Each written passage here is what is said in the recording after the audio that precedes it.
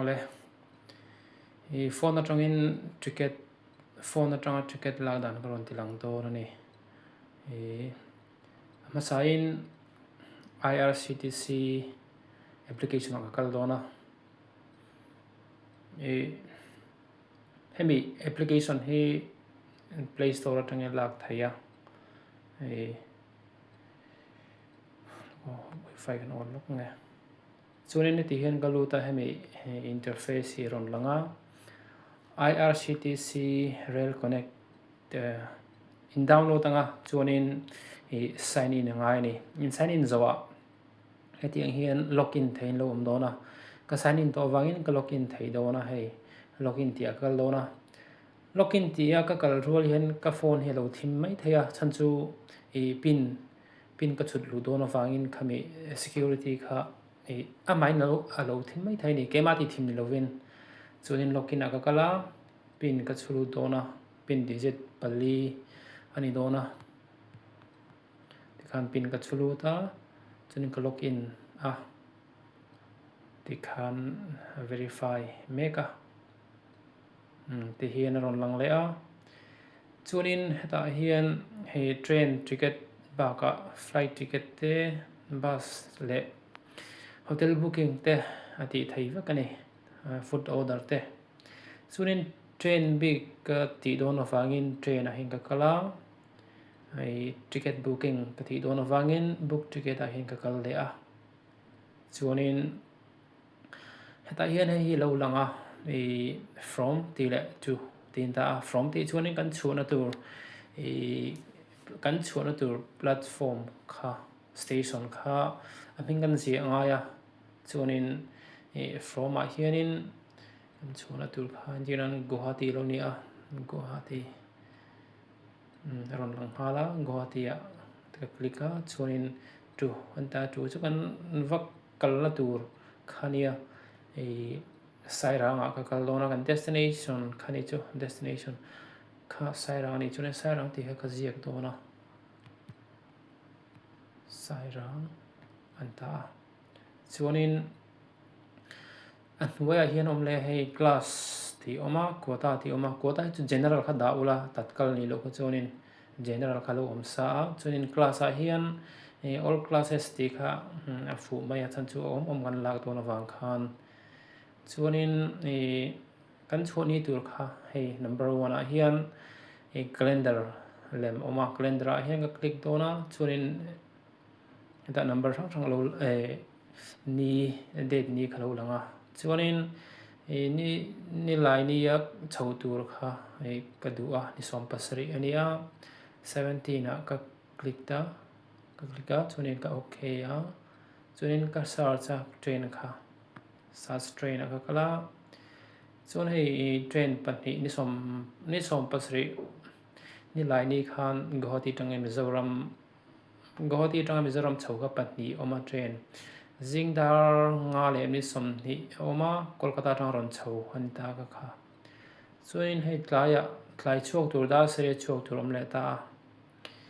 chuanin tlai dar seri chuak tur hi ram chan zawk karin awangin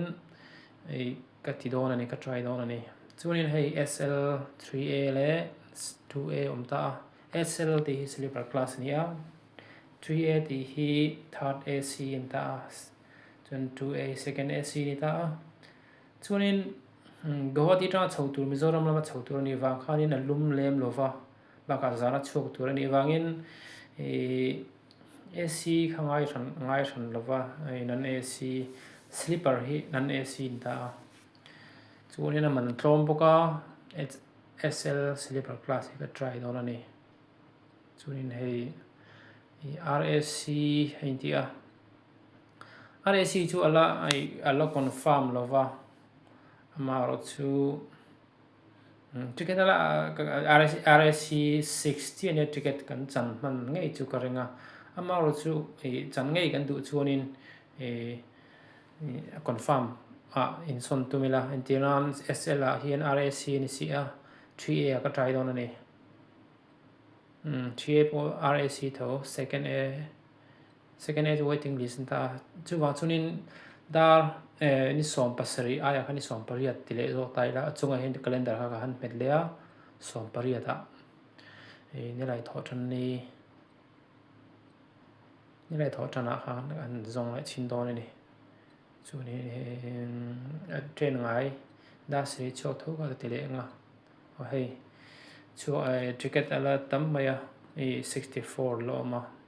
chunin khati khan ni som pariat chok tur ha ka thanga chunin passenger details a hianin ka click a chunin thenga okay ha ka skip a ta hian add new thì lo manga add new a khanin chuang tur pin kha in ziak don ani passenger pin khamo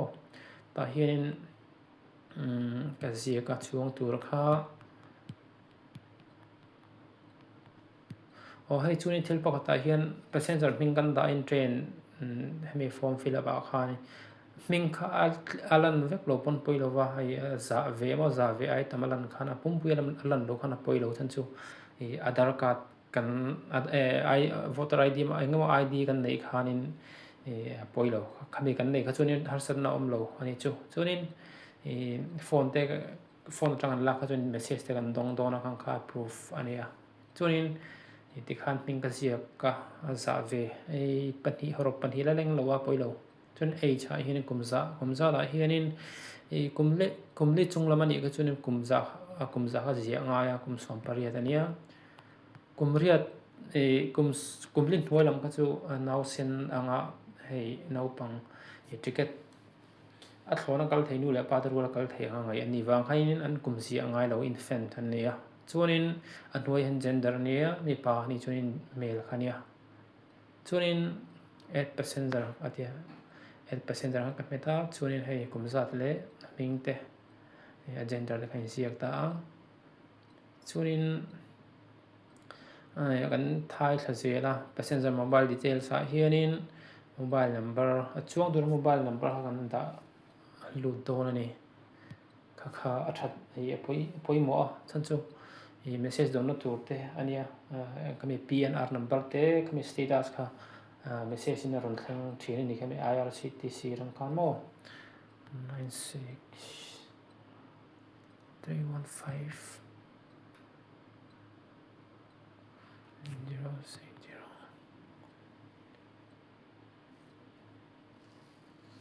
93 tikha number ka da zawa chunin atwai mi ho che hei tik ngai lo mo tin in ti thazel mai don nia chunin ta ero hian click ka ngai ve thunga in pay dan tur khani wang khanin payment mode ta thi hianin pay through UPI kha nia UPI kal tanga kan ti khanin tlemin atlom ani ju mo cheng som chen kan dona achunga kha chunin ten bank khami card atang te kha chunin cheng som panga ten ni ain kat ve thine ni chuni hei nolan travel insurance lo ama insurance ti ngai ran lo chan chu train hi chu a hima accident ti claim awangin ti ngai katilo ni amar chu ati the atloma che sol pal khanin engmo insurance claim tu khatam thei do ni chunin khati khanin ka tik tu le tik zowa insurance han ka du lo ko tia travel insurance ka du lo ko tia chunin tikhan ka zowa ka next nga review ka fill up te ka review le don ni ka da kha mo passenger details ka review nga diglo mo chunin ka siam thadon ni adik feka rimo ninga dika ad kumzada dika ni na me chia mi pati ka dika na phone number a khan message thing dona phone number ba ka ei Shame hello I think hello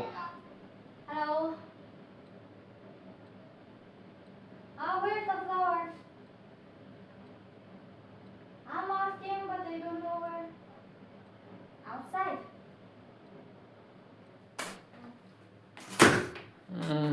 tikha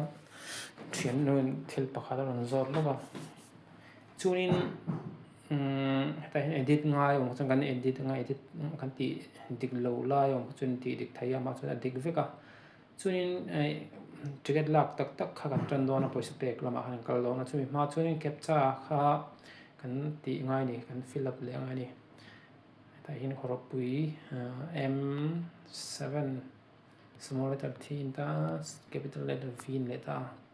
chunin proceed to pay a hian an kala chunin ka yes a